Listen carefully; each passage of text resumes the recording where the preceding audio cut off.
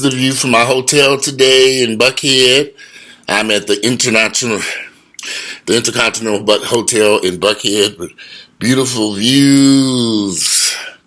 Look at those views. But it's wet and rainy outside. It's chilly. I'm at this hotel. I'll tell you about that later. I'm at this hotel, enjoying me a cup of coffee, watching some TV. Turn this TV off in the background. But the hotel is beautiful here at this room. I love it. All right, so it's early Sunday morning. Where is my coffee? Everybody's on this rampage about Jussie Smith lioness and did he lie or not? Did he lie? Did the man lie or not about his involvement? Where's that coffee? I'm sitting here naked. I'm naked, y'all. Well, I got a towel on because I'm about to hop in the shower. Anyway, so Jussie, you know, I need to do today's date. Today is the 17th, ain't it? It's Sunday, February 17th. The year is 2019, and Jussie Smollett's lawyers deny the Empire star played a role in his own time. Okay.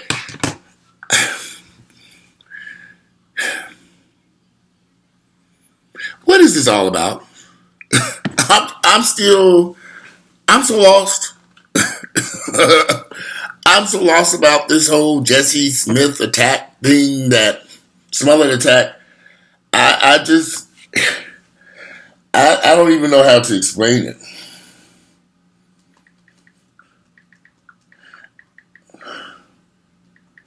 I don't even know how to explain it. What happened? I'm confused. Why did you report this crime that seems as if it didn't take place? What were you hoping to gain or achieve from this? Besides some notoriety, there's a lot of people in the gay community saying it's going to hurt the gay community, it's going to hurt people and victims and blah, blah, blah, blah, blah. It ain't going to hurt nobody but him. This was destructive to only one person, this man's career. He's not the first person to lie about assault, and won't be the last. Happens every damn day. Unfortunately, what I hate about this for him, if this is accurate, that he went to those police and told this bodacious lie, and you have a young man who, you don't go to the police with lies. They don't like that. And they will prosecute you to the fullest. And that's what concerns me the most, is this man is facing a serious prosecution if this is true, that he staged his own attack. I hope this isn't true. I'm praying and hoping it ain't true, but I don't know. From the very beginning, I thought something's kind of odd about this, but I decided I would sit back and just kind of let the details come out. Let's see what happens. Just seemed really strange. The whole two white men attacking the lynch around the neck, Chicago, cold night Subway sandwich. I take that back. I did eat a Subway sandwich last week because I was starving, and that was the only shit that was around me at that time. I drove into that gas station and walked in and ate that tuna Subway sandwich. Sure did. However, I don't understand the purpose of what he did. I don't understand why he's risked his career. I don't think his career is going to suffer greatly because of this. I think people are going to have some questions for him that he's going to have to answer to. Is he on drugs? That's the thing that keeps coming to my mind. This boy may have a drug problem that manifested in this issue. That might be the issue here.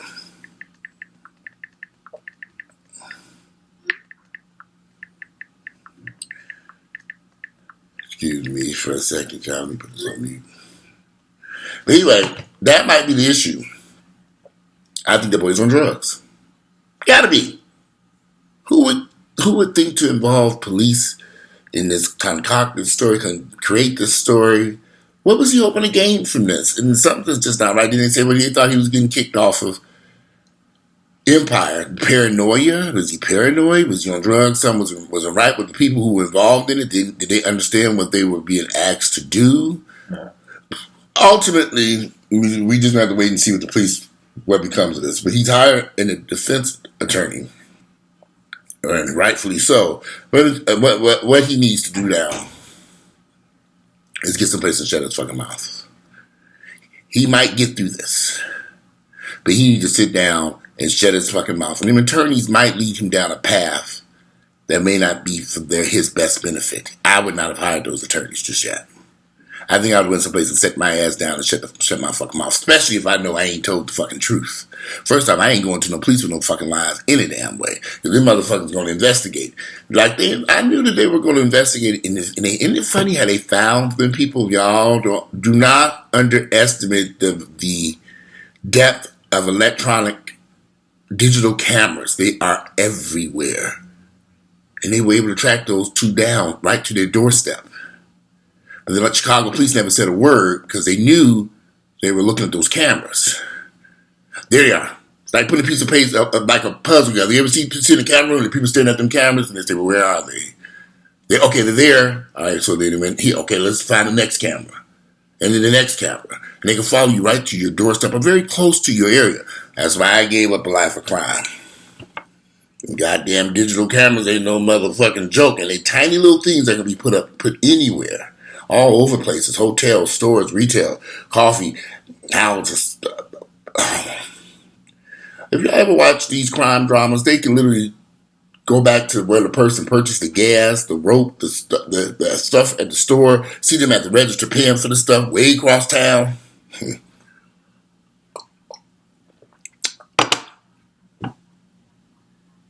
They didn't even get away with this. Jussie, he had to be on some damn crack. He was on some old school shit. He was on methamphetamine, cocaine. So he had to be on some drugs that created this paranoia stuff that was in his head. And see, y'all have to understand, drug problems just don't start to happen overnight. It builds. So this has probably been building in his head for a long time. I done dealt with a lot of drug addicts in my own family and in friends. And the paranoid behavior they exhibit is like, what is going on? My uncle had drug problems. He always say, people were following him, and there was just all kinds of crazy stuff. And I think he was going through some paranoia that led to him concocting this story, thinking that he was being kicked off of Empire when they say it's true, which we don't know if it's true or not. But of course, it's all. This boy had to be on drugs. He had to be. Who would even think of out of the blue just creating something that's for no reason? No reason whatsoever. You just wake up and I'm gonna go out and then you involve these two guys that I happen to know. I'm like, okay. When I saw them pictures of two guys, that's how I know them. I was in total shock. I said, I've met them two boys here in Atlanta. I'm like,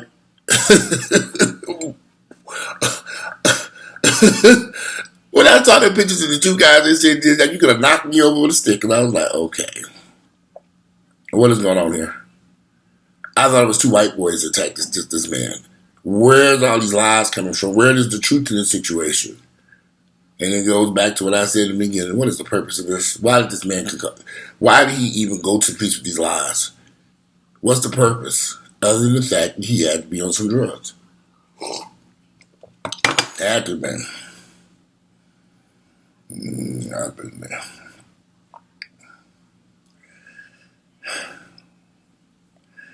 Well, I don't like the fact that people are running around trying to make it seem as if what this man has done is going to have such a major, huge impact on people who have honestly been insulted. I don't think so. The police are not stupid.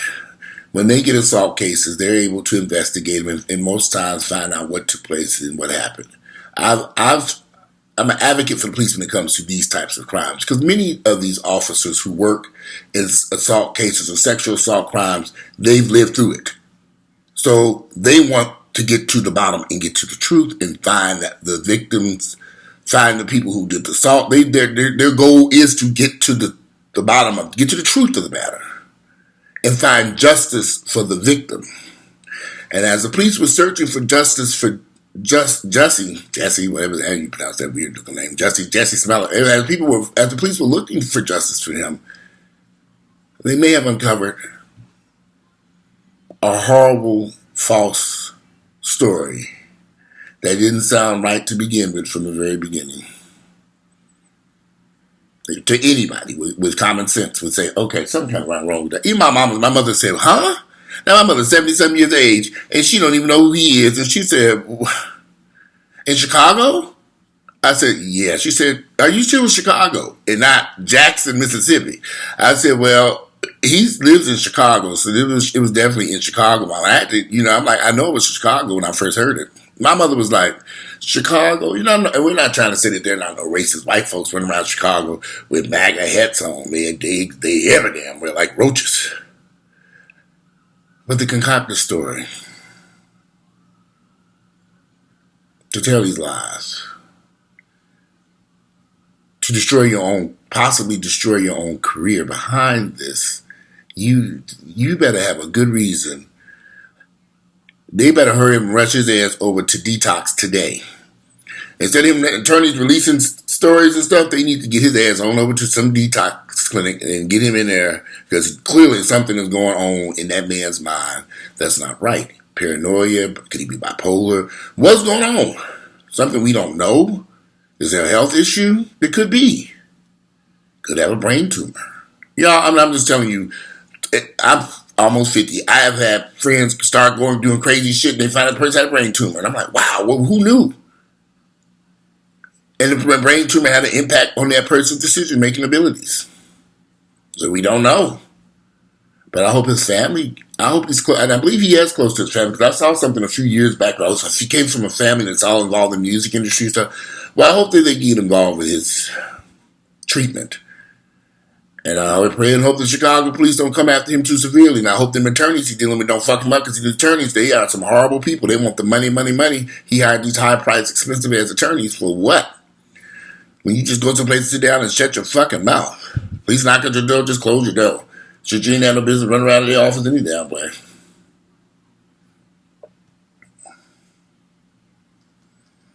So, anyway, I don't even know what to even say. But anyway, I'm going to continue my little stay here at the Intercontinental Hotel in Buckhead. I'm about to check out this expensive hotel. I'm about to hide my ass in that shower. But the views, I did enjoy these views, and the room was fabulous. I was going to order some room service, but I'm going to give me some on the way I looked at the prices and said, I ain't paying this for no pancakes. I'll go home and cook some pancakes. I'll run my ass by and get some pancakes. But anyway, it was a nice little venture here tonight. It was beautiful hotel. It's dreary weather though today. Dreary cold weather. I'm gonna have to see the view out there. Dreary cold weather. You can't see the view and me at the same time because of the lighting. But I pray and hope that this boy gets his act together and don't get I hope he don't end up getting, he did fucked up. If this is true that he staged this and went to the police with all this shit, Lord have mercy. You need to hire these dumbass attorneys. They ain't gonna do nothing but throw them to the wolves. That's what all these fucking thieving ass attorneys do. It's just crazy. Sit down and shut your fucking mouth. Go in the house and close the door. Stop doing these interviews. You know you're lying. Sit down. If he's lying, let me stop. If he's lying, go someplace, sit down and shut your fucking mouth. Stop the interviews. Turn off social media. In fact, not just shut down all your social media for now. Go someplace and have a seat and get your thoughts together. And try to figure out why you did this. And I know some drugs are involved in this. So many people running around. It's so many people running around with drug issues today. I see them every day. Even in the gym. I'm like, wow. There's a guy that goes to my gym, a bodybuilder. And my God, I mean, from the outside, you would swear this man had everything going perfect in his life. But he's been battling meth and coke, addiction, and it is, I don't even know, it has mentally affected him. But if you see him walking around the street, you say, oh wow, that man looks like he's in good health and good shape. He worked out, beautiful body. But that meth and coke, it ain't no joke, y'all. And I keep wondering myself, how did he get involved in that? It could happen to anybody, though. It could happen to anyone. I've seen the best of people get involved in drugs. A lot of people get involved in drugs for recreational purposes, and it just spirals into something terrible. It spirals to something so out of control and so harmful and dangerous.